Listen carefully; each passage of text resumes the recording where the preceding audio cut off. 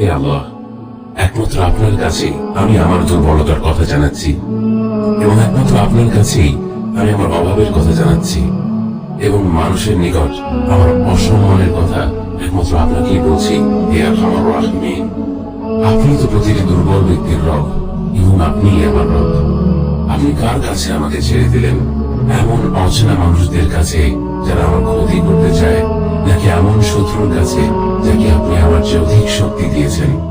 হে আল্লাহ, যদি আপনি আমার উপর রাগ না করে থাকেন, তাহলে এর কিছুতেই আমার কিছু আসে যায় না, কিন্তু আপনার আশ্রয় পেলে আমার পরিস্থিতি আর একটু সহনীয় হবে। হে আল্লাহ, আমি আপনার চেহারার নূরের কাছে আশ্রয় চাই, যা সব অন্ধকারকে উজ্জ্বল করে দিয়েছে, যা দুনিয়া এবং আখিরাতের সব বিষয়ের সংশোধক।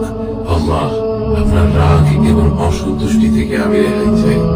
আল্লাহ, এই সব কাজই শুধু আপনাকে খুশি করার জন্য করা, এবং আপনি ছাড়া কোনো শক্তি নেই।